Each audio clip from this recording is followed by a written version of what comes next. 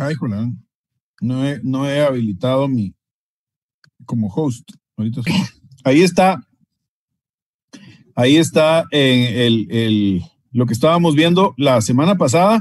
Terminamos de ver lo que es gráficos de control por variables, es decir, para variables, en este caso continuas. Dijimos que usualmente cualquier medida física que midamos en un proceso, sea peso, volumen, longitud, temperatura, densidad, cualquiera de estas cosas, ¿verdad? Características físicas o fisicoquímicas de algún producto o de un servicio también, como tiempo también, ¿verdad? Pues esas características usualmente las vamos a registrar en forma de un gráfico de control por variables, ¿verdad? Entonces, vimos la semana pasada que es un gráfico de medias, cómo se analiza, cómo se interpreta, y vimos también lo que es el gráfico de rangos, ¿verdad? Que es para ver la variación. Dijimos que la gráfica de medias era para ver la estabilidad del proceso, mientras que el gráfico de rangos es para ver la variación del proceso, ¿verdad? La dispersión. En el caso de que tenemos muestras o grupos racionales pequeños, menores de 10, digamos, y usualmente usamos el gráfico de desviaciones, o sea, el gráfico S, también para ver la dispersión de un proceso, pero cuando tenemos tamaños de muestras más grandes, 10 o más, pues ya pensamos ahí en un gráfico de dispersión. Entonces, con esto fue lo que hicimos la semana pasada, interpretamos hicimos la interpretación de los gráficos. Ahora vamos a hablar de gráficos de control por atributos, ¿sí? En este caso tenemos dos tipos de gráficos de control, más bien tenemos dos situaciones en las cuales podemos utilizar un gráfico de control por atributos. Cuando en un proceso estamos midiendo, más bien contando, ¿verdad? La cantidad de productos defectuosos o de defectos. Fíjense que aquí tenemos que entender la diferencia entre lo que es defectuoso y lo que es defecto. O sea, la diferencia es bien importante porque según eso va a ser la selección apropiada del gráfico que hagamos. Defectuoso se refiere a la unidad completa, o sea, al producto completo. Cuando yo digo que un producto o una unidad es defectuosa es porque ese es no conforme, es un producto no conforme totalmente, ¿sí? O sea, separar el producto entre sirve y no sirve, ¿sí? O está conforme o no está conforme, es producto conforme o no conforme. Si es producto conforme, lo puedo sacar al mercado, y si es producto no conforme, no lo puedo sacar al mercado. Así de simple, esa es la diferencia, ¿sí? Entonces, este es un criterio básicamente binario. De una muestra, por ejemplo, yo saco una muestra de 10 unidades, de esa muestra veo cuántos sí cumplen las especificaciones y cuántos no cumplen las especificaciones, y en los que no cumplen pues son defectuosos o no conformes, y los que sí cumplen pues son conformes, y esos se van para la bodega o para la venta o lo que sea. En este caso tenemos dos situaciones. En el caso de que la muestra que yo voy a tomar es constante, o sea, yo voy a tomar consistentemente una muestra constante, por ejemplo, 10, 20, 30 unidades cada hora, cada 2 horas o cada día o lo que sea, pero la muestra siempre va a ser del mismo tamaño. En este caso, voy a usar un gráfico que se llama un gráfico tipo NP. ¿Sí? Ese gráfico NP es básicamente el que me va a decir cuántos defectuosos tengo por cada muestra. ¿Por qué NP? Porque N es el tamaño de la muestra y P es la proporción de defectuosos. Por ejemplo, si yo tomo la muestra de 100 unidades y tengo una proporción o sea, si tengo por ejemplo, 0.3 de defectuosos, o sea, 100 por 0.3 me va a dar 30 defectuosos. Entonces, esto lo que me da es una cantidad de productos defectuosos en la muestra. Por eso se llama gráfico tipo NP. En el gráfico tipo P es cuando yo tengo una muestra variable. La muestra variable, en el caso anterior, si yo reportara la cantidad de defectuosos, pero la muestra es variable, no puedo tener una idea de la variación de esa cantidad de defectuosos, porque si la cantidad de defectuosos varía, pero también la muestra varía, entonces no voy a saber qué tan grande es la cantidad de defectuosos respecto al tamaño de muestra. Entonces, en este caso, ¿verdad? La cantidad, perdón, en el caso de la muestra variable, si la muestra varía, aquí no puedo saber, o no sería correcto, no sería útil medir la cantidad de defectuosos, porque entonces no voy a saber cuánto representa esa cantidad de defectuosos respecto al tamaño de la muestra. Entonces, cuando la muestra es variable, no utilizo un gráfico P, perdón, NP, sino utilizo un gráfico P, en donde simplemente va a ser la proporción de defectuosos, es decir, la cantidad de defectuosos dividido el tamaño de la muestra. Y ahí sí no importa de qué tamaño sea la muestra, porque siempre la cantidad de defectuosos va a estar referenciada al tamaño de muestra, y lo que voy a reportar aquí siempre es una proporción. Entonces, estos son los gráficos que se utilizan para lo que son defectuosos, cuando todo el producto o es o no es defectuoso. Ahora, en el caso de defectos, se refiere a el conteo de cuántos defectos hay en una unidad. Y esos defectos no necesariamente implican que la unidad vaya a ser desechada o no. En algunos casos, ¿verdad? En algunos casos la unidad puede ser utilizada, ¿verdad? Aun cuando tenga cierta cantidad de defectos. O puede ser, digamos, que vendida como una categoría un poquito más baja de calidad. Pero y eso va a depender de cuántos defectos tenga. Digamos, si excedo cierto umbral de defectos, puede ser que entonces tenga que reclasificar ese producto como un producto de menor calidad y venderlo pues a un precio un poco más bajo. Entonces, pero lo que quiero decirle es que la cantidad de defectos no invalida que el producto pueda salir al mercado, ¿verdad? Entonces, a esta cantidad de defectos le llamamos también no conformidades. Y esto de acá es usualmente el tipo de control que hacemos cuando tenemos un servicio, ¿verdad? Cuando tenemos un servicio, usualmente, pues yo no califico el servicio. Bueno, puede ser que sí, en algunos casos puede ser que califique el servicio como conforme, no conforme, pero es más usual tener un conteo, ¿verdad? De defectos o de fallas en el proceso. Por ejemplo, si estuviera yo evaluando, por decirles algo, la calidad en un restaurante, ¿verdad? Si yo estuviera interesado en medir la calidad en un restaurante, en este caso, generalmente yo evaluaría, qué sé yo, 10 aspectos, por decirles algo, 10 aspectos del servicio. Y en esos 10 aspectos, por ejemplo, pondría, qué sé yo, calidad de las instalaciones o comodidad o lo que sea, las instalaciones, el servicio, la variedad del menú, la rapidez de la atención, la calidad de la comida y qué sé yo, ¿verdad?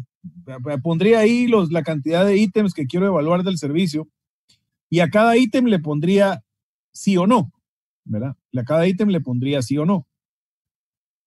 Entonces,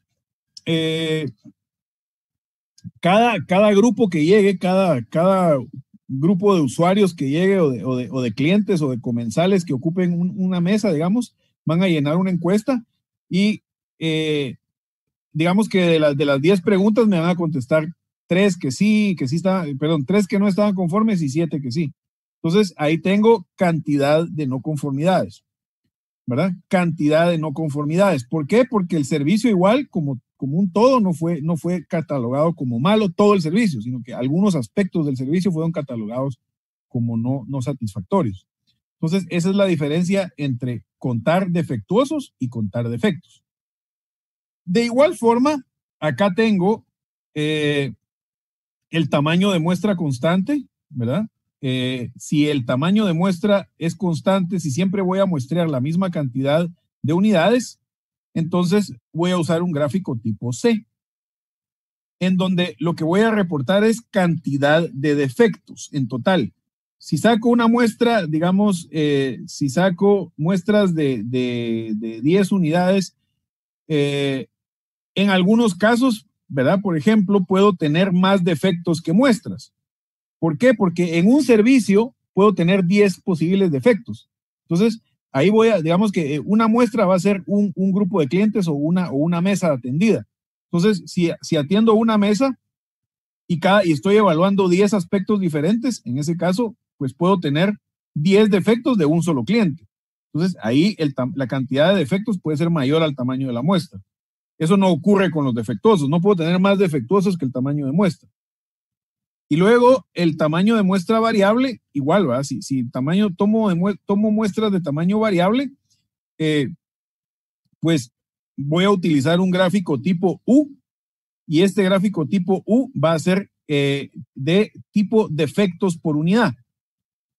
Y este valor de acá puede ser también mayor que 1. O sea, yo puedo tener, como decíamos, si saqué tres muestras, analicé 3 clientes, y entre esos clientes hubieron un total de 10 no conformidades. Al dividir las 10 no conformidades dentro de 3 me va a salir 3.33.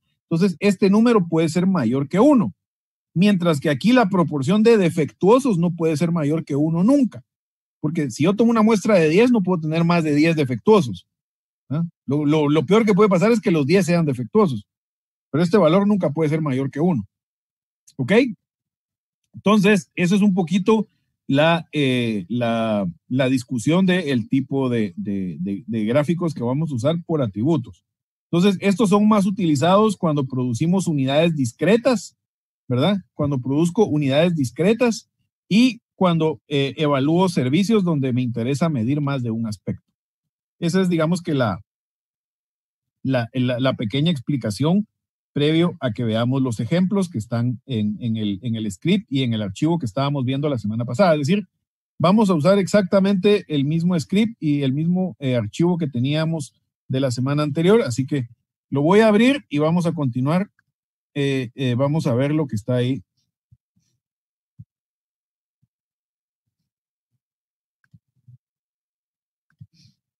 Deme un minuto, ahorita lo vamos a presentar.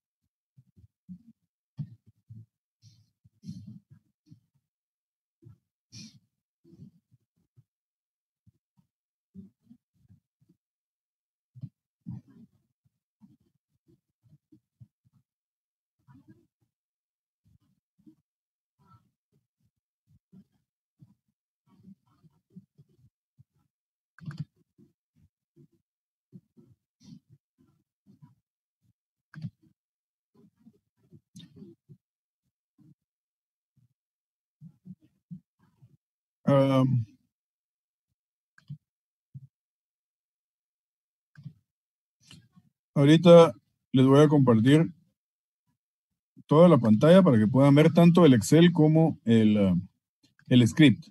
Ok, entonces, fíjense bien, estábamos viendo este archivo que fue el que estábamos usando la semana pasada, es el mismo, ¿verdad? Solo vamos a continuar con lo que nos hacía falta. Entonces nos quedamos acá, vimos esto de manufactura y ustedes hicieron el ejercicio del tema de servicio, ¿verdad? Sí lo hicieron, ¿verdad? Sí lo hicimos. Recuérdenme.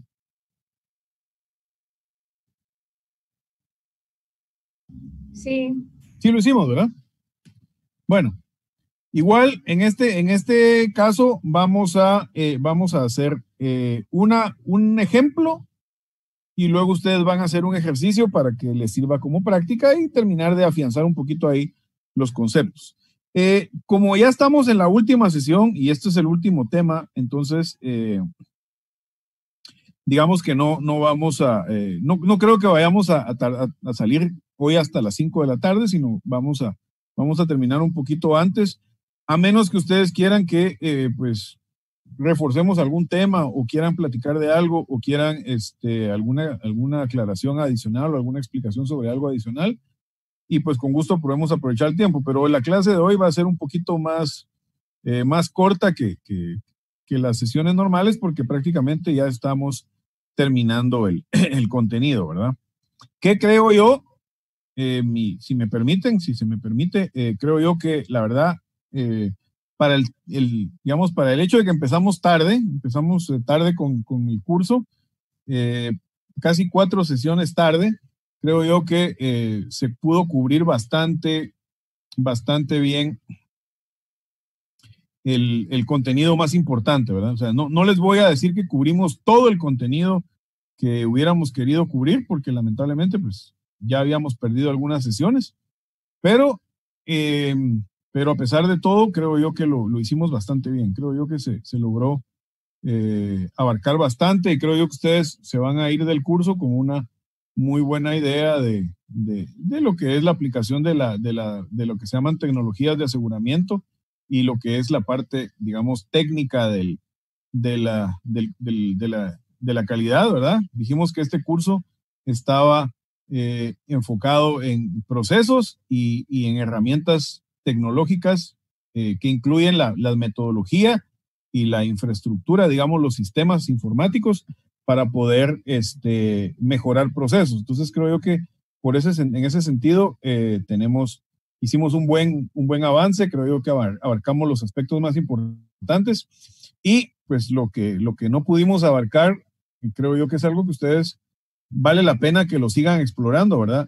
Tienen recursos ahí a la mano, tienen el libro que está ahí en la plataforma del curso. No sé cuántos de ustedes de verdad lo han visto, lo han usado, lo han podido explorar, pero ese libro es muy bueno, muy bueno. En realidad es muy bueno. Tiene un montón de ejemplos, además, me gusta mucho el hecho de que ahí se enfoca mucho en el tema de la parte de estadística. Entonces, ahí tiene muchísimo. En los últimos capítulos casi son dedicados totalmente a la parte de análisis estadístico de procesos, control estadístico de procesos. Yo creo que eso vale la pena. Ahí tienen ese recurso que no les cuesta nada. Descárguenlo, léanlo, revísenlo, utilícenlo para hacer ejemplos, ¿verdad? Utilícenlo como fuente de ejemplos y de ejercicios, y les puede ayudar un montón. ¿Ok? Entonces, veamos el ejemplo que vamos a ver hoy, que es, bueno, el primero que vamos a ver hoy, que es el del ejercicio del gráfico P. Entonces, dice acá, en una empresa del ramo alimenticio, mediante ciertas máquinas se empaquetan salchichas en sobres o paquetes. Un problema que se ha tenido es que dentro del sobre queda aire, en este caso falta de vacío. El problema se detecta mediante inspección visual. Los paquetes con aire son segregados y después se abren para recuperar las salchichas y volverlas a empaquetar. El atributo de falta de vacío es importante debido a que si un paquete con aire llega al mercado, la vida de anaquel se acorta, por lo que después de algunos días la salchicha empieza a cambiar de color y a perder su frescura. Y eso puede ocurrir en el refrigerador del distribuidor o del consumidor. Esta situación repercute en clientes insatisfechos y genera una mala imagen de la compañía. Por lo anterior, a los operadores de las diferentes máquinas continuamente se les recordaba la importancia de no dejar pasar paquetes con aire. Sin embargo, como no se llevaba un registro de la magnitud del problema, no existían bases tangibles para detectar cambios en el desempeño de las máquinas, ni había forma de saber si las medidas tomadas para reducir el problema habían dado resultado. De ahí surgió la necesidad de registrar los resultados y analizarlos mediante una carta de control. Cada hora se registra el número de paquetes detectados con aire, que son D1 o DI, ¿verdad? Y del contador de la máquina se obtiene el total de paquetes durante esa hora, durante esa hora. Los datos obtenidos durante 3 días en una máquina se muestran en la tabla 8.1, que es la que está aquí a la par. Entonces, fíjense bien, aquí tenemos los dos datos que nos interesan, que es la cantidad de paquetes que se produjeron en esa hora y de esos cuántos paquetes fueron defectuosos. ¿Sí? En este caso, esto es un proceso de defectuoso, porque si el paquete tiene aire, pues el paquete se desecha, en este caso hay que abrirlo y reprocesarlo. Entonces, eso ya constituye un reproceso, un retrabajo, un desperdicio, aun cuando las salchichas no se van a tirar, sino que se van a volver a usar, pero en realidad es un defecto que, como ya vimos dentro de la filosofía Lean, eso es uno de los principales desperdicios, ¿verdad? los defectos y los reprocesos son uno de los desperdicios más importantes dentro de cualquier proceso. Entonces, aquí tenemos la cantidad de defectuosos y aquí tenemos la cantidad de paquetes que se produjeron, que es una cantidad variable. O sea, la producción no es constante, algunos por diferentes temas puede haber una variación en la cantidad de paquetes que se producen por hora. Entonces, eso quiere decir que sobre esto, esta cantidad de defectos, sobre esta cantidad de muestra, ¿verdad? Quiere decir que el tamaño de muestra va a ser variable. Entonces, no puedo reportar defectuosos como mi variable para hacer mi gráfico, porque no tendría una base constante. Entonces, como no puedo reportar defectuosos, tengo que reportar paquetes defectuosos. Tengo que reportar proporción de defectuosos. Entonces, fíjense bien, me voy a ir a mi script, me voy a ir al script, y acá, a partir de la línea, después de que termina la línea donde ustedes hicieron el ejercicio la semana pasada, aquí empezamos con gráficos de control de atributos. Y el primero que tenemos es el que dice gráficos de proporción de defectuosos, que es un gráfico tipo P. ¿Bueno? Si fuera cantidad de defectuosos, sería un gráfico tipo NP. Entonces, voy a copiar los datos, fíjense bien, voy a copiar los datos de acá. Voy a copiar los datos de acá. Como lo hemos hecho anteriormente, copio los datos, luego vengo al script, los pegamos acá, ¿sí?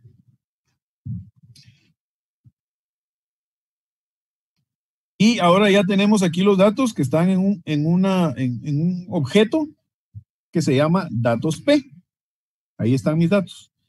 La forma de hacer el gráfico es sumamente sencilla.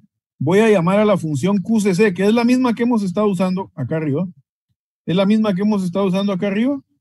Y solo que aquí, en lugar de meterle todo el set de datos completo, ¿verdad?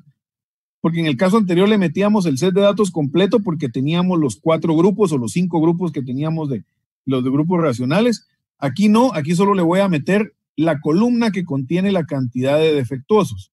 En este caso, la columna que contiene la cantidad de defectuosos es la que se llama precisamente defectuosos. ¿Ok? Entonces le indico que del objeto que se llama datos P, me tome la columna que se llama defectuosos. Luego le voy a indicar los tamaños. Aquí puede ser constante o variable. En este caso, pues es variable, ¿verdad? Y la columna acá contiene, esta columna acá contiene la cantidad de paquetes que se produjeron por hora. Entonces, de esta columna toma los tamaños de muestra. Y la otra cosa que le tengo que indicar es que el tipo de gráfico es un gráfico tipo P. Y él ya sabe automáticamente cómo ajustar los parámetros para ese gráfico. Entonces, ejecutamos esto. Y, perdón, se me olvidó un pequeño detalle. Cargar la librería. Ok, ahí está. Entonces, ahora sí. Ejecutamos esto. Y ahí está mi gráfico. ¿Ok? Entonces, veamos el gráfico, analicémoslo un poquito. Primero, vean la línea de límite control superior. Ven ustedes que es irregular. La línea de límite de control superior es irregular.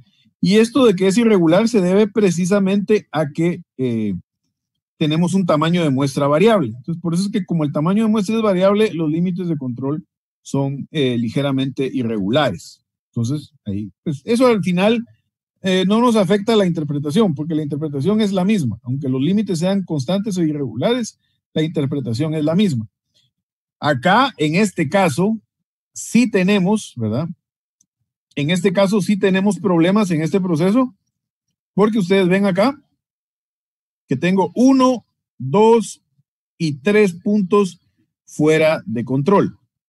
Tengo 3 puntos fuera de control, ¿verdad?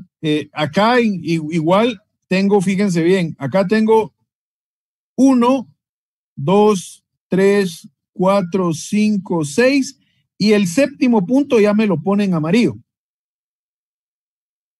¿Por qué? Porque aquí hay una racha. Hay 7 puntos por debajo de la línea central. Entonces, esto ya el software o el sistema lo considera una racha porque viola las reglas que veíamos la semana pasada, ¿verdad? Tantos puntos arriba o abajo, etc. Entonces, el mismo sistema, pues el mismo software me lo marca con un color amarillo para que le tome, para que le ponga atención, ¿verdad? Entonces, en realidad aquí tengo 4 problemas. Tengo número más allá de los límites, 3, y violación de reglas, tengo 1. Entonces, este proceso evidentemente sí requiere de ser investigado para entender por qué estoy teniendo tanta variación. O sea, este es un proceso que evidentemente no está bajo control. O sea, esa es la conclusión. Este es un proceso que no está bajo control.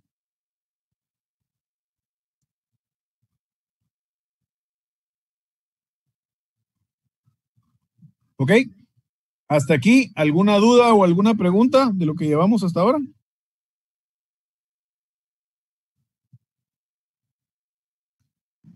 No, ingeniero. Sí, perdón, ¿todo bien? Sí, todo bien, gracias. Okay. Bueno, de acuerdo. Entonces, ese es el ejemplo de un gráfico tipo P. Ya dijimos que en este caso es la muestra variable. Veamos otro ejemplo. Vámonos a la siguiente página del archivo y vamos a ver aquí la hoja que dice NP. Y en este caso dice, un centro de atención de llamadas analiza semanalmente una muestra de 120 llamadas. De acuerdo a los procesos estandarizados de atención, se establece que una llamada es defectuosa cuando el cliente califica el servicio como insatisfecho. Aquí estamos calificando totalmente el servicio satisfecho o insatisfecho, ¿sí? En una encuesta automática que se realiza al concluir la llamada. Utilizando el gráfico apropiado, analizar los datos de las últimas 20 semanas e indicar si existen causas especiales en el proceso. Entonces, dado que aquí siempre tenemos una cantidad fija de llamadas a analizar, que son 120, pues en este caso el tamaño de muestra es constante. Y lo que tenemos acá es también una cantidad de defectuosos, ¿verdad? Que en este caso puedo reportar perfectamente la cantidad de defectuosos porque la cantidad de muestra es constante o el tamaño de muestra es constante. Entonces yo siempre voy a saber que si son 9, son 9 de 120. Si son 14, son 14 de 120. Entonces esa es la ventaja cuando tengo un tamaño de muestra constante. Mientras que cuando es variable, pues no sé contra qué comparar. Si esto es mucho o poco, no sé si no tengo el tamaño de muestra. ¿Ok? Entonces vamos a copiar acá. Nuevamente, voy a copiar mis datos, ¿verdad? Uy. Vamos a copiar los datos. Copiamos. Me voy a venir para acá. Y fíjense bien. Voy a pegar los datos aquí donde dice datos NP. Lo vamos a pegar. Y ahora voy a definir una variable que va a contener mi tamaño de muestra. En este caso, mi tamaño de muestra es de 120. Entonces le voy a meter aquí de una vez en una variable para que sea más fácil. Si en algún momento lo quiero cambiar, pues solo lo cambio aquí y no en otro lado, ¿verdad? Entonces le voy a meter acá el tamaño de muestra. Y acá voy a hacer mi gráfico de control. Igual, fíjense bien, la función es la misma. Le meto la variable o la columna que contiene la cantidad de defectuosos. Le meto la columna que contiene la cantidad de muestra. En este caso no es una columna, sino como es constante, solo es un valor. Entonces el valor es 120. Y luego le pongo el tipo de gráfico, que en este caso es un gráfico NP. Y lo hacemos acá. Y ahí está nuevamente ahí está el gráfico, ¿verdad? Que me muestra cómo está comportándose. Y acá es claro que hay un problema de control debido a la alta variabilidad del proceso. Especialmente aquí tengo 2 puntos fuera de control. Entonces, si ustedes se dan cuenta, el proceso de repente pegó una subidona aquí y tuvo una cantidad, digamos, atípica de clientes insatisfechos en este punto, y luego se vino para abajo y tuvo 0 clientes insatisfechos. Entonces, aunque lo demás pareciera que está bastante, digamos, bastante bien en cuanto a que no muestra ningún tipo de comportamiento atípico, solo es el hecho de esta parte de acá, primero los 2 puntos fuera de control, digamos que son, ya de por sí son una señal de una alerta en el proceso, pero la otra cosa interesante que hay, que si fuera yo investigaría por qué en esta semana estábamos en un nivel altísimo, en la semana 12, fue cuando más defectos, digamos, más no conformidades o más insatisfacciones del cliente tuvimos. Y las siguientes semanas como que empezamos a bajar y llegamos a 0.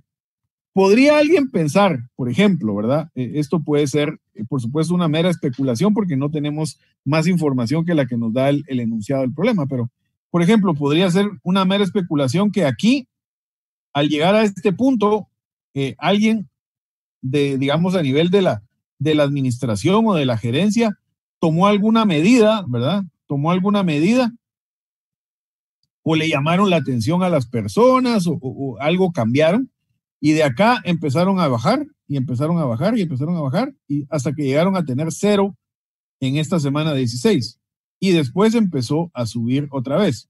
Entonces, claro, tener 0 no es malo. O sea, alguien me puede decir, sí, mire, pero ese punto fuera de control ahí, en realidad no es, o sea, no es malo porque estoy teniendo 0, no, 0 insatisfacciones. Y tiene toda la razón en cuanto a que 0 no es malo, pero lo que sí tenemos que considerar es la variabilidad. O sea, ¿por qué pasamos de algo tan alto a algo tan bajo en un periodo relativamente corto de tiempo? Eso quiere decir que el proceso está sometido a algún tipo de causa especial, algún tipo de causa asignable. Entonces, lo que yo tendría que entender es qué sucedió para que pasaran estos 2 puntos, ¿verdad? En forma, digamos, puntos tan extremos en un corto periodo de tiempo. Y después, pues pareciera que otra vez se retomó como que la estabilidad del proceso. Pero aquí en este periodo de acá se perdió la estabilidad. De la semana 12 a la semana 16, algo ocurrió que se perdió la estabilidad. ¿Ok?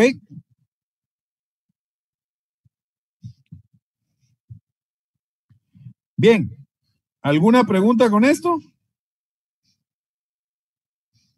Bueno, entonces, como dice acá el ejercicio, ahora es su turno.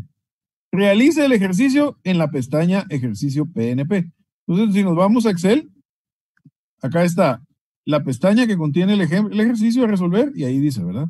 En un proceso se producen por lotes y estos se prueban al 100%. Se lleva un registro de la proporción de artículos defectuosos por diferentes causas. Los datos de los últimos 25 lotes se muestran en la tabla 8.7, que es la que tienen ahí. Dice, obtenga una carta P utilizando el tamaño del lote de su grupo lote promedio. ¿Sí? Y luego dice, ¿cómo explicaría los límites de control que obtuvo a alguien que no tiene conocimientos profundos de estadística? Y luego obtenga una carta P con límites de control variables, suponiendo que todos los lotes tienen el mismo tamaño, el promedio, ¿verdad? Obtenga una carta NP para tales datos y observa alguna diferencia importante entre la carta P y la NP y de qué depende la elección entre la carta P y NP. Entonces, les voy a dar unos minutos, les voy a dar unos 15 minutos para que ustedes puedan resolver este ejercicio y luego lo vamos a resolver juntos. Pero mi recomendación y mi sugerencia es que por favor lo intenten. O sea, inténtenlo ustedes. No esperen a que yo lo resuelva, porque si no, no va a servir de mucho. Este no es un deporte de espectadores, como lo hemos dicho muchas veces, y si ustedes no se ensucian sus manitas, no van a aprender bien. Entonces, les voy a dar unos 15 minutos y lo hacen y luego lo vemos acá entre todos. ¿De acuerdo? Muy bien. Ok, bueno. Dele pues. Igual yo estoy acá por cualquier duda. Yo estoy aquí.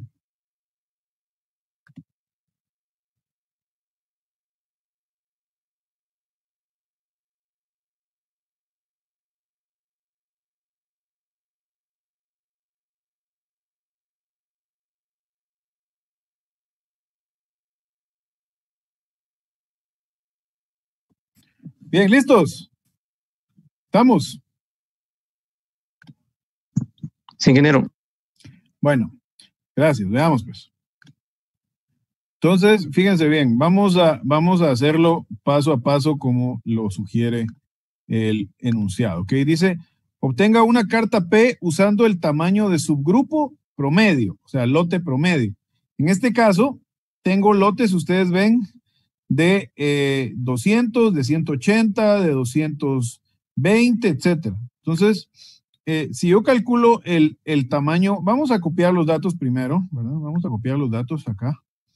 La ventaja es que puedo simplemente copiar esta línea y pegarla acá y le voy a poner acá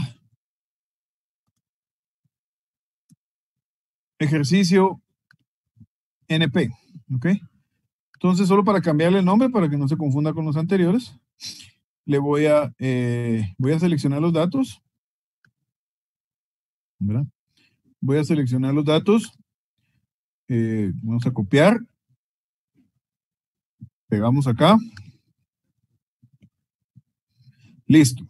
Entonces, para calcular el tamaño de muestra promedio, le voy a decir que me dé la media de ejercicio NP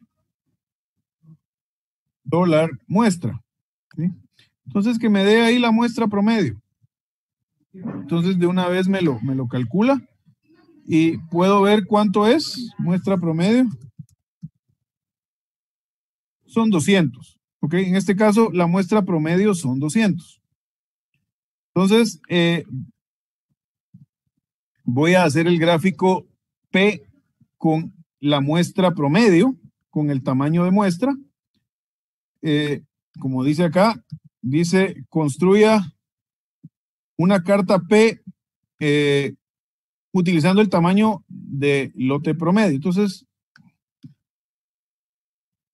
voy a hacer acá el gráfico P, pero en lugar de meterle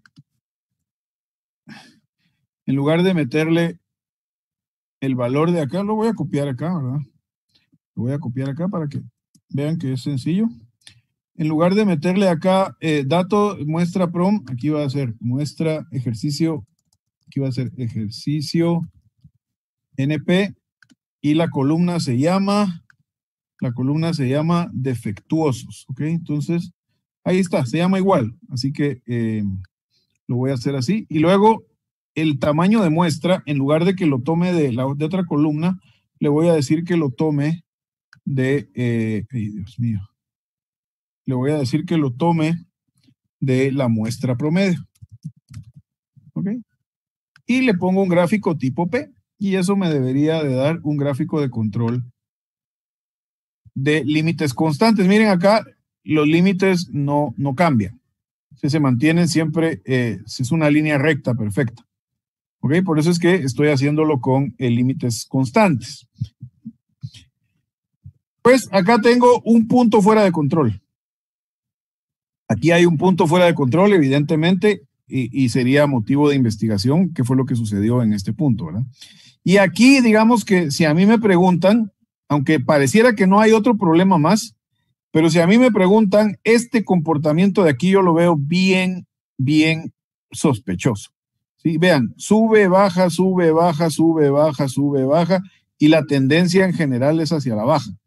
Entonces, este comportamiento de acá me parece muy sospechoso. Miren, son 1, 2, 3, 4 y 1, 2, 3, 4 puntos donde se van alternando, o sea, se van alternando, sube y baja, con una tendencia hacia abajo.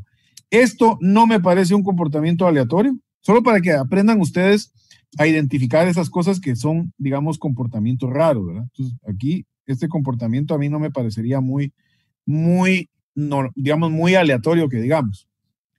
Y sería de ver, ¿verdad? Ahí hay que investigar el proceso. Y luego me dice que lo haga solo que con tamaño de muestra variable, o sea, que utilice los tamaños de muestra variables, lo cual me va a dar límites variables. Entonces voy a copiar la línea, control P, sub 2 y le voy a poner aquí que el tamaño de muestra ahora sí lo tome de la columna que tiene ejercicio NP dólar muestra, ¿ok? Entonces que tome los datos de esta columna para que vaya tomando los diferentes tamaños de muestra. Y vamos a ver qué nos da de diferente respecto a este anterior. Y si ustedes ven, el gráfico es el mismo, los puntos son iguales, lo único que cambia son los límites de control acá, que aquí en digamos, en ciertas partes del gráfico, porque el tamaño de muestra cambió, pues hay límites un poquito más amplios, como acá, y aquí un poquito más estrechos, como acá.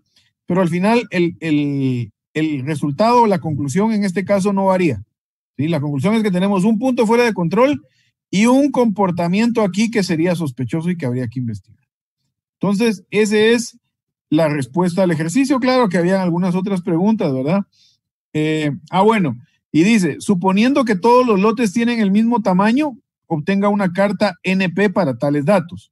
Entonces, fíjense bien, lo voy a hacer ahora así. En este caso, si ustedes se fijan en el eje de acá, lo que me muestra en el eje de acá es la proporción. O sea, 0.05, 0.10, 0.15 y 0.20. Si yo le cambio el tipo de gráfico a un tipo NP, la única diferencia, lo único que va a cambiar es que en lugar de mostrarme aquí una proporción, me va a mostrar una cantidad de defectuosos. Pero el comportamiento de los gráficos y los límites van a ser exactamente iguales. Fíjense bien. ¿Sí? Exactamente iguales. Voy a poner acá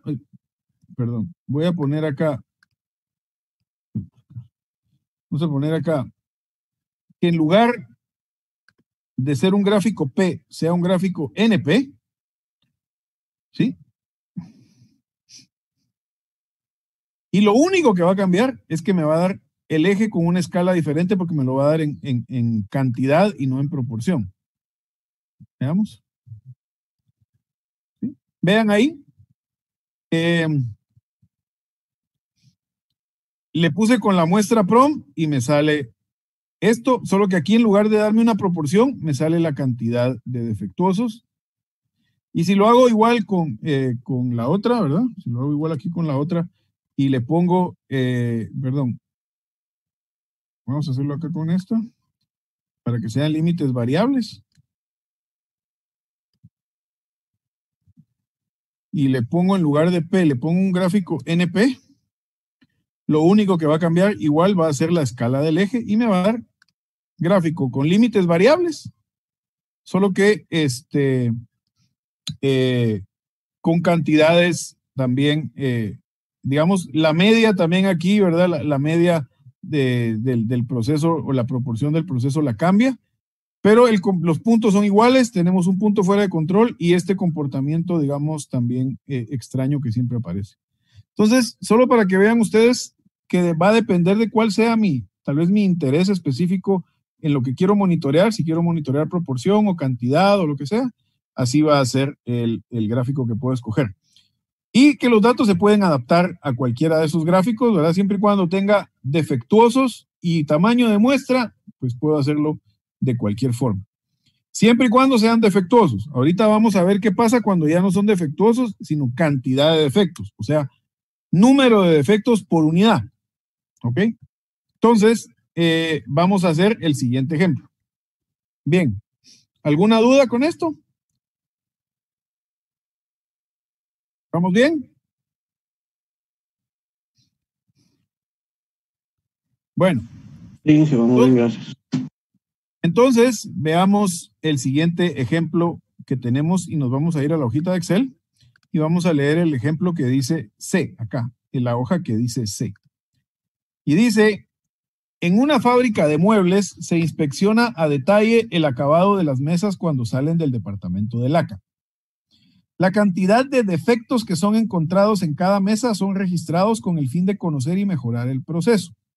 En la tabla 8.3 se muestran los defectos encontrados en las últimas 30 mesas. Aquí tenemos los defectos. Es claro que estamos ante una variable que debe ser analizada con la carta C debido a que una misma mesa puede tener varios defectos de diferente tipo. Además, los defectos son relativamente menores y aunque influyen en la calidad del final del producto, no causan que la mesa sea rechazada. Lo que les decía, no es lo mismo defectos, que un defecto puede pasar, a un defectuoso, que un defectuoso no puede pasar. ¿Sí? Entonces, vamos a copiar los datos, igual que siempre. Copiamos los datos. Copiamos, control C. Nos vamos acá y vemos el gráfico C. Aquí tengo datos C, le voy a dar run acá. Y ahí sale datos C, ¿ok? Ahora, el gráfico que voy a hacer, simplemente le voy a meter la cantidad de defectos. No le tengo que meter muestra ni nada porque estoy midiendo cantidad de defectos, no estoy midiendo defectuosos. Entonces, cantidad de defectos. Y le voy a decir que me dé un gráfico tipo C. Y ahí me sale el gráfico, que en este caso, el gráfico me muestra que alrededor de 6 y piquito promedio de defectos por mesa, aunque en algunos casos es tan alto como 12 y en algunos casos es tan bajo como 2, pero que aparentemente el proceso, digamos que tiene un comportamiento aleatorio. No parece haber ningún tipo de problema de comportamientos atípicos o algo que me haga sospechar que el proceso está fuera de control. No veo ninguna señal de alarma, por lo tanto, pues puedo decir que el proceso está, digamos, dentro de lo esperado, dentro de su propia variación.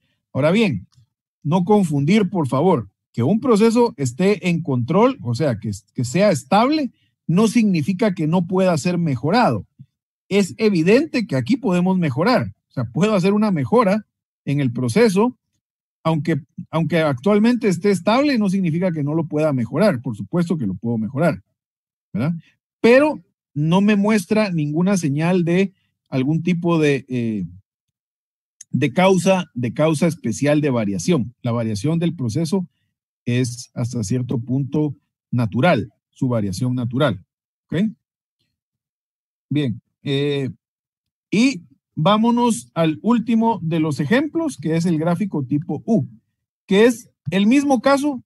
Lo que voy a contar son defectos, solo que aquí sí voy a tener un tamaño de muestra, ¿verdad? En el caso anterior, el tamaño de muestra era 1, porque siempre tenía una unidad. Pero en este caso, dice, en una fábrica se ensamblan artículos electrónicos y al final del proceso se hace una inspección por muestreo para detectar defectos relativamente menores. En la tabla 8.4 se presenta el número de defectos observados en muestreos realizados en 24 lotes lotes consecutivos de piezas electrónicas. ¿Ok? El número de piezas inspeccionadas en cada lote es variable, por lo que no es apropiado aplicar la carta C. Es mejor analizar el número promedio de defecto por pieza U mediante la carta U. O sea, aquí no estamos analizando defectos totales, sino que defectos por unidad. Ya dijimos que eso puede ser más de uno. Si ustedes ven, acá por ejemplo tengo la muestra 20, defectos 17. Si saco la proporción me va a dar menos que 1, ¿verdad? Porque hay menos defectos que tamaño de muestra. Pero si me vengo acá, por ejemplo, tengo 40 defectos en una muestra de 30 unidades. Si saco la proporción aquí me va a dar más que 1, me va a dar 1.33 defectos por unidad promedio.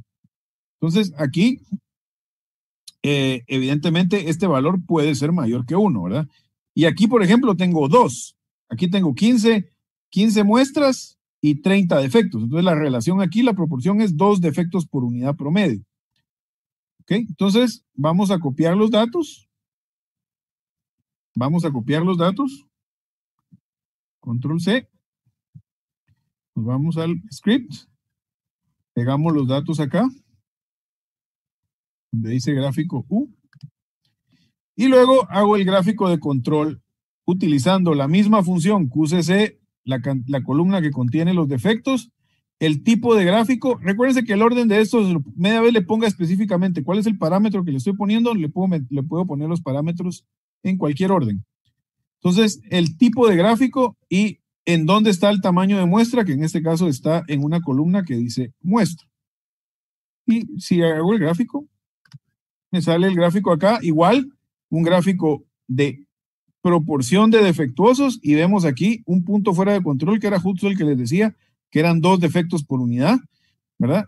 Cuando acá tengo mucho, y acá tengo otro punto fuera de control con menos de 0.5 defectos por unidad. Entonces, estos 2 puntos están fuera de control. Lo mismo que la vez pasada. El hecho de que un punto sea, de que algo que sea muy bajo, aunque sea bueno, no significa que no represente alguna señal de que el proceso tiene una variabilidad anormal, ¿verdad? Porque baja aquí y vuelve a subir aquí. Entonces, no es tanto el hecho de que este punto sea bueno, porque sí es bueno, claro, tener una cantidad proporcional de defectos es bueno, pero el problema es que esta cantidad después vuelve a subir y es demasiado variable. Entonces, por eso es que no es el punto, no se está cuestionando si este punto es bueno o no, sino se está cuestionando la estabilidad del proceso. ¿Ok? Bien. Y con eso tenemos totalmente los gráficos de control por atributos, los 4 tipos de gráficos de control por atributos que podemos encontrar. ¿Ok? Entonces, ahora, por último, igual, un ejercicio, les voy a dar unos 10 minutos y luego lo hacemos y con eso, pues vamos a dar por concluido, a menos que ustedes digan que quieren que hagamos otra cosa. Dice, en un hotel se ha llevado el registro de quejas de los clientes desde hace 15 semanas con el número de clientes por semana. Los datos se muestran en la tabla 8.8 y es la que tienen ahí a la par. Calcule los límites de control para una carta U para el número de quejas por cliente e interprete los límites que obtengan. En este caso ustedes no tienen que calcular nada porque lo hace el software por ustedes, ¿verdad? Grafique la carta U correspondiente y analícela. Eso sí, la estabilidad del proceso es aceptable, considera que la calidad del hotel es buena y explique por qué. Y cómo aplicaría un análisis de Pareto para enfocar un proyecto de mejora, ¿verdad? Y luego, si mejora o empeora la calidad, ¿cómo se daría cuenta a través de esta carta de control? ¿Ok? Entonces, ese es el ejercicio. Ahí está claramente lo que tienen que hacer. Así que les voy a dar 10 minutos, si les parece. Lo hacen y lo discutimos acá después entre todos. ¿De acuerdo? De acuerdo. Ok, dale pues.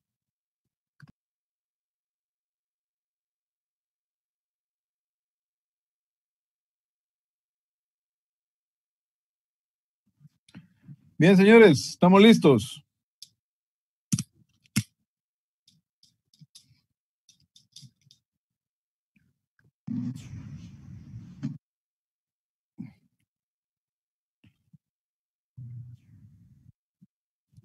Ok, ¿estamos listos? Listos. Bueno, veamos pues. Igual vamos a copiar los datos, ¿verdad? Vamos a copiar los datos. En este caso, la cantidad de clientes de cada semana y la cantidad de quejas por cliente. Pues la cantidad de quejas totales. Vamos a copiar acá esto y voy a... dado que tenemos una cantidad de datos variables, ¿verdad? Entonces, como dice aquí, tenemos, o sea, de muestra variable, tenemos que usar un gráfico U. Entonces, voy a copiar esto solo para, bueno, primero voy a copiar esto para que no se parezca. Acá le voy a poner ejercicio U.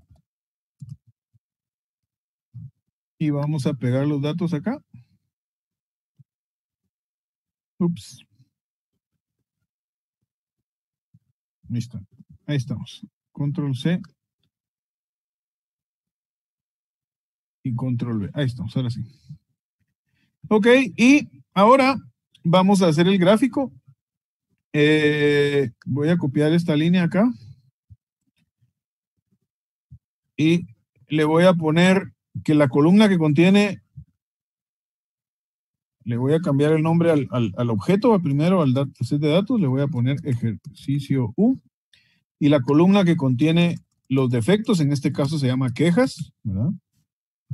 Y la columna que contiene el tamaño de muestra se llama ejercicio U y se llama clientes. No se llama muestra, sino se llama clientes, la columna. Clientes, ¿ok? Entonces le ponemos ahí clientes y usamos un gráfico tipo U, así como está acá, y vemos ahora cómo nos sale el gráfico. Y ahí está el gráfico. Evidentemente, los límites son variables debido a que el tamaño de muestra es variable, ¿verdad?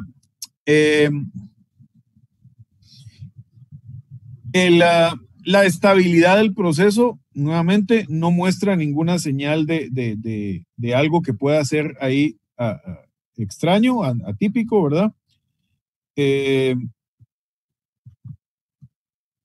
En realidad, digamos que la proporción o la cantidad de quejas por cliente es, digamos que está por aquí, el centro está en punto 0.8, que es la línea que está en medio.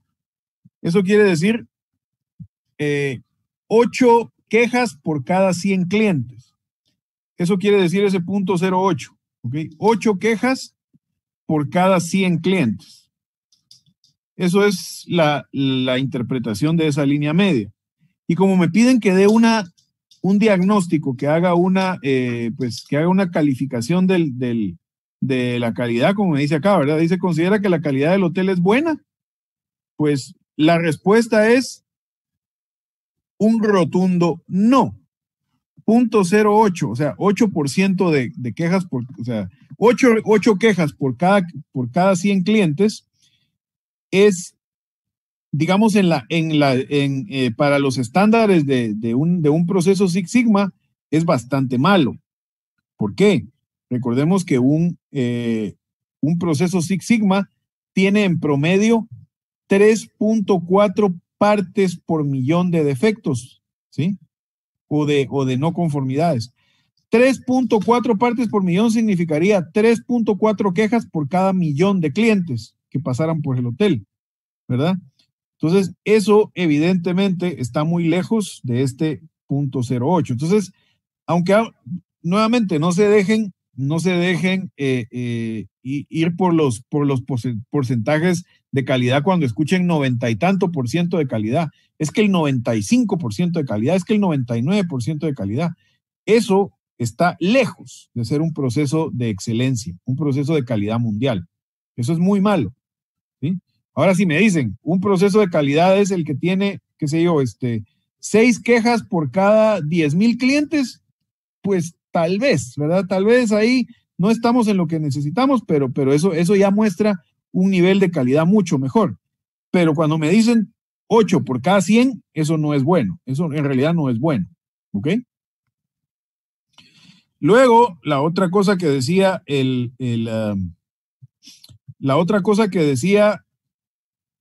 la pregunta es, ¿cómo aplicaría un análisis de Pareto para enfocar un proyecto de mejora? Bueno, esto es bastante sencillo. ¿Cómo aplico un análisis de Pareto? Pues para eso necesitaría primero tipificar las quejas.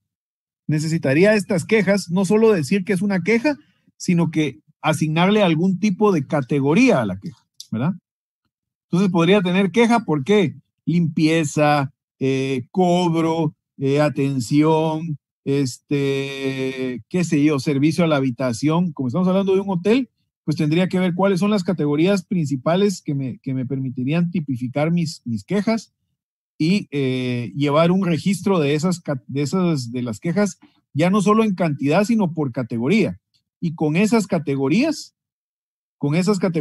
entonces hacer un análisis de Pareto, hacer un Pareto como ya lo hemos hecho en clase, ¿verdad?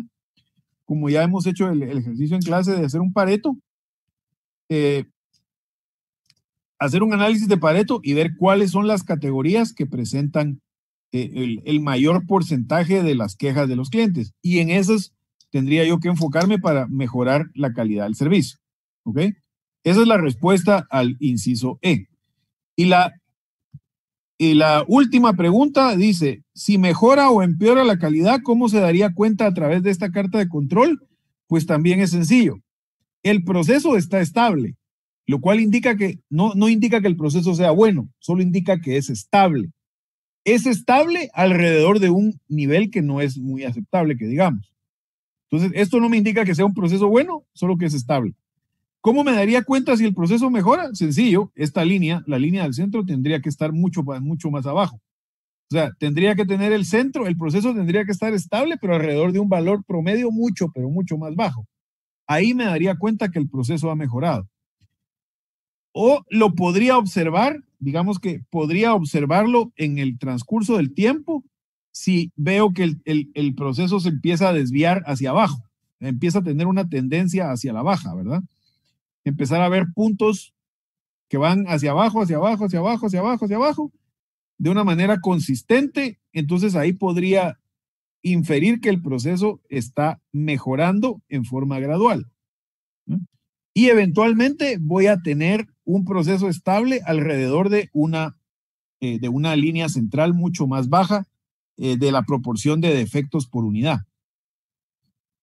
¿Ok? Bien. Esas son las respuestas a las preguntas del ejercicio. Espero entonces que todos hayan podido coincidir con las respuestas y pues si no, si tienen alguna duda o algún comentario sobre lo que acabamos de hacer, pues por favor me cuentan. Los escucho.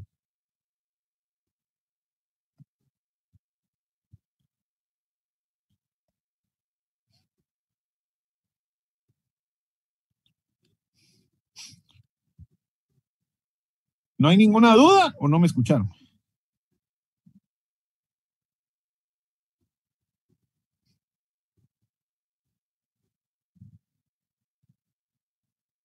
Hola. Sí lo escuchamos, ingeniero. Para mí está bastante claro y bien explicado el problema.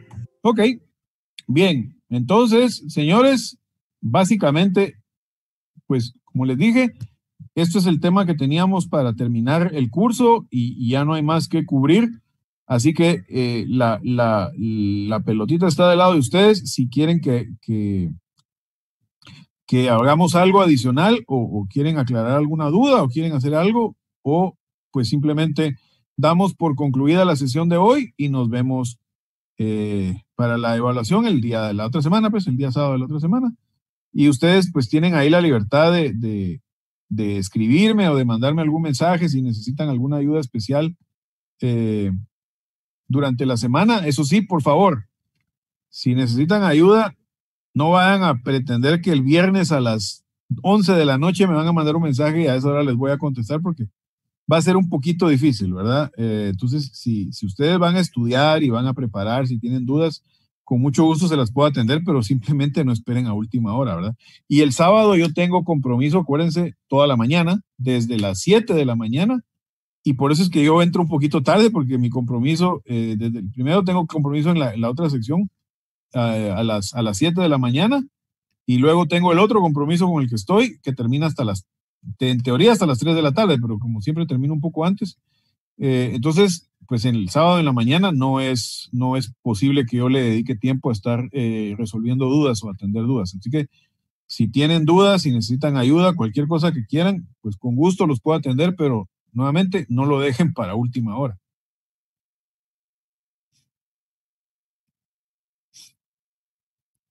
¿Ok? ¿Algún comentario? ¿Algo que quieran agregar? ¿Están de acuerdo con que terminemos la sesión hoy o quieren que hagamos algo más? Pues, ingeniero, yo solo tengo una consulta con el mensaje que nos envió hace unos días sobre todo, mi estimado. Sobre nos estaba comentando de la DR, del curso. Ah, sí, dígame. No sé si nos podría ampliar a todos aquí en este momento esta información. Claro, con mucho gusto. Gracias. A ver, lo que pasa es que varias personas, ¿verdad? Varias personas me han mandado mensajes sobre, pues, cómo pueden hacer para aprender un poco más el uso de R para hacer el análisis de datos. Y la verdad es que recursos para aprender R hay un montón, ¿verdad? Si ustedes quieren, pueden tomar cursos en línea. Hay cursos en línea que son gratuitos. Eso sí, están en inglés, lamentablemente. Tal vez por ahí haya más de alguno en español, debe haber, pero son más difíciles de encontrar. Pero la mayoría están en inglés. Pero hay cursos enteros en línea gratuitos para poderlos tomar si ustedes desean. También hay páginas enteras y sitios enteros dedicados al uso y al aprendizaje de la herramienta, que son muy buenos, ¿verdad? Hay que sentarse y hay que ponerse a revisar ahí los ejemplos y todo lo demás, pero eso requiere un poquito de disciplina y ser un poco autodidacta para hacer estas cosas, pero quien lo puede hacer, pues ahí están esos recursos. Ustedes hacen una simple búsqueda en internet, van a encontrar toneladas de recursos. Y si a las personas que les interesa, digamos, tomar un curso especializado para el aprendizaje de R, aquí en la Universidad del Valle nosotros damos estos cursos como parte de lo que se llama el programa de educación continua. Sí, yo tengo a mi cargo, yo soy el director académico del área de Business Analytics de la Universidad del Valle. O sea, yo tengo a mi cargo la carrera de, primero a nivel de licenciatura, la carrera de Ciencia de Datos, que es la única universidad en Guatemala que tiene esa carrera. Ciencia de datos, y esa carrera yo la tengo a mi cargo. Y aparte tenemos 3 maestrías, una en Business Intelligence and Analytics, otra en Applied Data Science y otra en Data Analytics. Que esas maestrías, pues, bueno, la maestría en Business Intelligence and Analytics ya tenemos 7 años de tenerla. Es una de las maestrías más exitosas en Guatemala porque pues usualmente siempre está llena y generalmente casi todos los años tenemos que algunas veces pues rechazar estudiantes porque ya no alcanzan cupo, ¿verdad? En un par de años hemos tenido que abrir dos cohortes porque se juntó tanta gente que pues no, evidentemente era muy malo decirles que no a todos y tampoco los podíamos meter a todos en una sola sección, así que tuvimos que abrir 2 cohortes. Entonces, esa maestría ya tiene, como les digo, 7 años. Muchos de sus egresados pues ya están ocupando posiciones importantes en varias empresas en la parte de lo que es análisis, ¿verdad?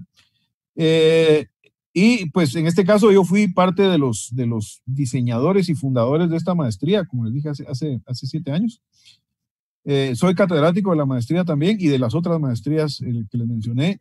Y nosotros tenemos aparte para las personas que no son estudiantes de las maestrías, tenemos cursos de educación continua para gente de cualquier carrera, de cualquier lado, gente que generalmente lo hacemos con empresas y lo hacemos con personas individuales y con empresas que llegan a la universidad.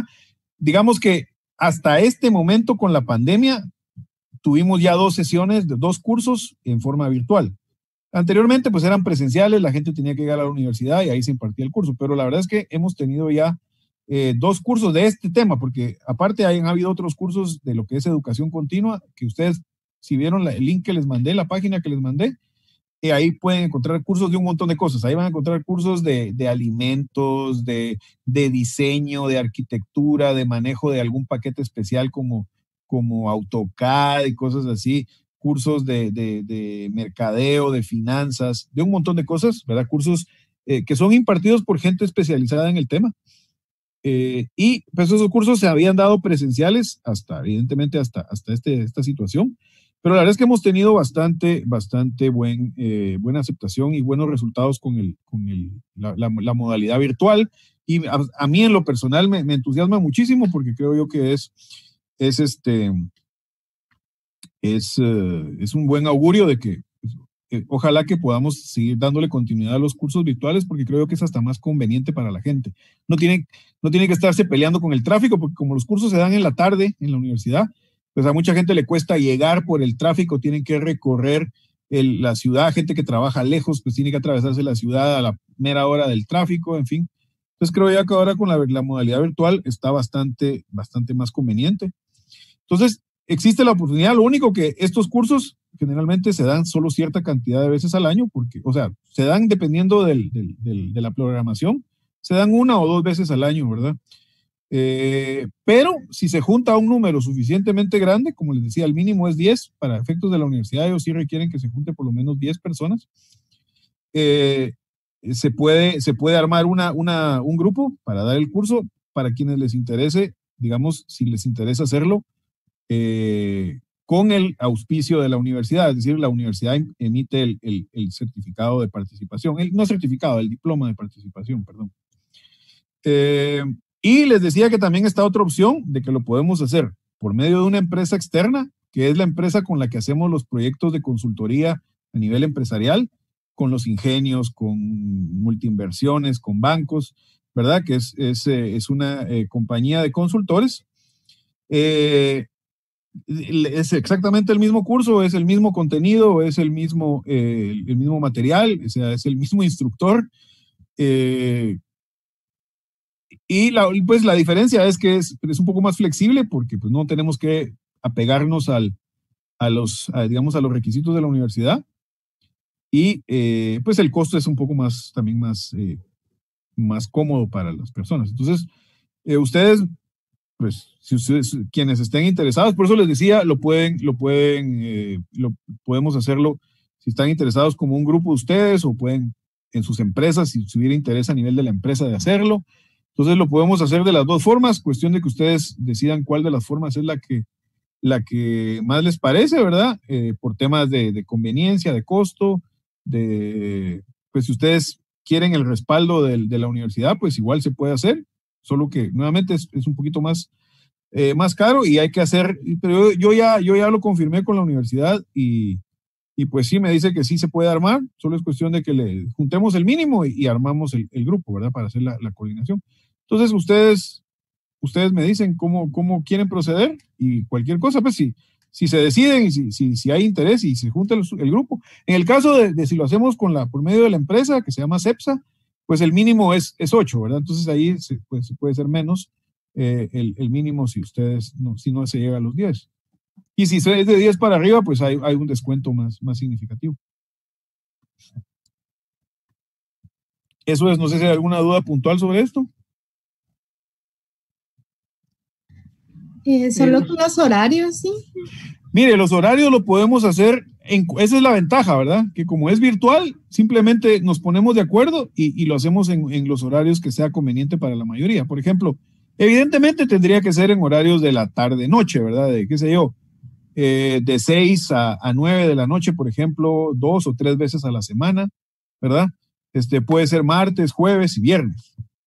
Porque esos son los días que yo tengo disponibilidad en estos próximos meses para impartir el curso. Puede ser martes, jueves y viernes, por ejemplo. Pueden ser sesiones de 3 horas o puede ser sesiones de 2 horas. Ahí es bastante más flexible la cosa. Inge, ¿y cuántas sesiones dura el curso total dura 12 horas.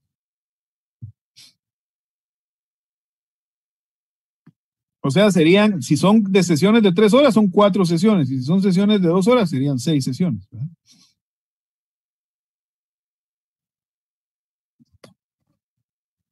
¿Este curso iniciaría desde cero o cómo sería la...? Sí, este curso no asume ningún tipo de conocimiento previo, se empieza desde cero y se cubren todos los aspectos, digamos, básicos del uso de la herramienta, lectura de datos de distintos formatos, las principales, digamos, funciones analíticas, o sea, cómo hacer un análisis exploratorio de datos, es decir, los principales paquetes que se utilizan en la parte de análisis.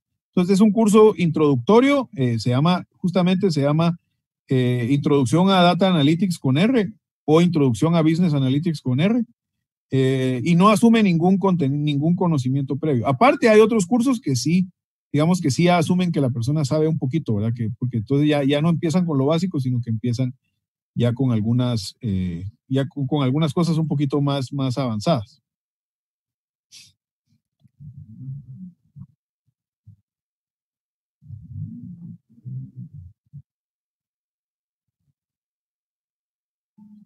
Mi última consulta, al terminar, ¿hay un tipo de diploma o algo que vale? Sí, la empresa se emite un diploma por parte de la empresa, digamos, ¿verdad? Un diploma de participación. Y ok, gracias, ingeniero. Como les decía también, se entrega factura contable por el ¿cómo se llama? Por el costo del curso, ¿verdad? O sea, es contable.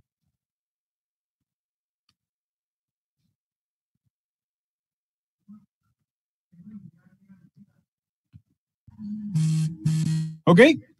No sé si hay alguna otra duda.